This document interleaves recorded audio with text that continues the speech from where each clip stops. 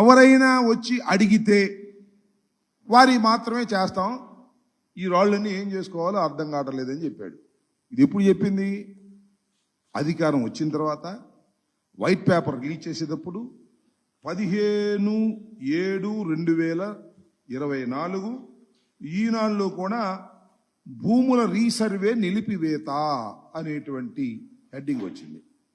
దాని మీద నిలబడ్డావా? జగన్మోహన్ రెడ్డి గారు ప్రారంభించినటువంటి రీసర్వే లోపభూయిష్టమైందని, రైతులకు అన్యాయం జరుగుతుందని, భూ కబ్జాలు జరుగుతాయని పెద్ద ఎత్తున ప్రచారం చేశావు కదా. మరి ఎందుకు యూటర్న్ తీసుకున్నావు చెప్పగలవా? ఎందుకు మళ్ళా మాట మార్చావు?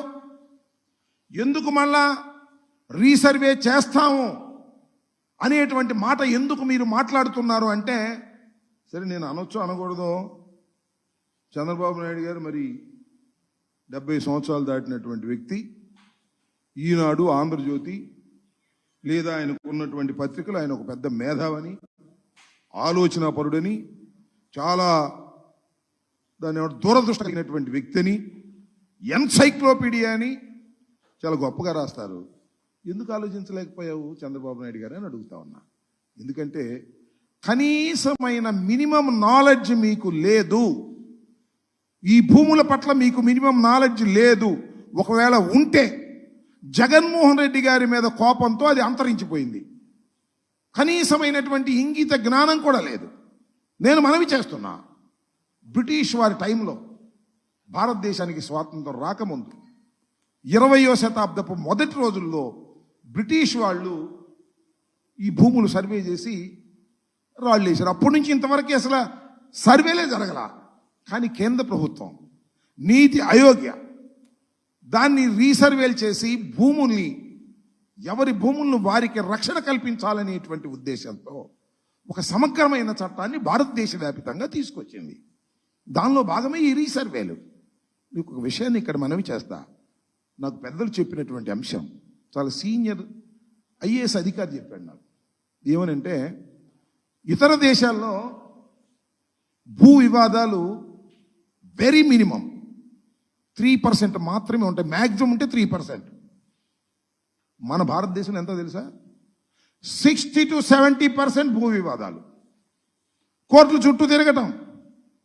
ఏదో స్వామి చెప్తారు, కోర్టుకు వెళ్ళిన తర్వాత జడ్జిమెంట్ వచ్చిన తర్వాత గెలిచిన వాడు ఏడిచాడంట, వాడిపోయినోడు ఏడిచాడంట. ఈ భూమి 10 సెంట్లు తగాదా కోసం లోయర్ కోర్టు, జిల్లా కోర్టు, హైకోర్టు, సుప్రీంకోర్టు వెళ్ళి వెళ్ళి వెళ్ళి చెప్పులు అరిగి డబ్బులు అరిగి చివరికి భూమి ఖరీదయ్యేటటువంటి పరిస్థితులు ఏర్పడుతున్నటువంటి పరిస్థితులు భారతదేశంలో ఉన్నాయి. వీటన్నిటినీ కూడా క్లియర్ చేయడం కోసం సర్వే చేసి భూమి హక్కుని ఆ భూమి హక్కుదారుడికి ఇవ్వాలనేటువంటి ఉద్దేశంతో రీసర్వే ప్రారంభించింది జగన్మోహన్ రెడ్డి గారి ప్రభుత్వం. ఒక విప్లవాత్మకమైనటువంటి రీసర్వే. దీని ద్వారా రైతాంగానికి, భూ యజమానులకి రక్షణ కల్పించాలనేటువంటి ఒక సదుద్దేశంతో ప్రారంభించబడినటువంటి ఈ రీసర్వేని ఇష్టం వచ్చినట్టు మాట్లాడారండి. తెలుగుదేశం వాళ్ళందరూ మాట్లాడారు, చంద్రబాబు నాయుడు గారు స్వయంగా మాట్లాడారు. మీరు చూశారు కదా. జలగన్న పథకం అంటే ఇది జగనన్న కాదు, మేము జగనన్న పథకం అని పెట్టాము. దాన్ని జలగన్న పథకం అని పెట్టాడు. మరి ఆ జలగన్న పథకాన్ని మళ్ళీ నువ్వెందుకు తీసుకొచ్చావా చంద్రబాబు నాయుడు గారు? నాకు చెప్పండి. ఒక మాట అన్నావు, నిన్న కాక మొన్నే 17వ తారీఖున అన్నావు, రీసర్వే ప్రశ్న లేదు, ఎవరన్నా అడిగితే వాళ్ళకి చేస్తాం, ఇక ఆపేస్తాం, అసలు ఈ రాళ్ళు ఏం చేసుకోవాలో, మాకు నెత్తిని కొట్టుకోవాలో కింద కొట్టుకోవాలో అర్థం కావట్లేదు అన్నావు. మరి ఇప్పుడు ఏం చేస్తావని అడుగుతా ఉన్నా. మాట ఎందుకు తప్పారు నేను మనవి చేస్తున్నా. ఈ రీసర్వే కోసం ప్రభుత్వం సుమారుగా 14,630 మంది సర్వేయర్లు ఉపయోగించాం.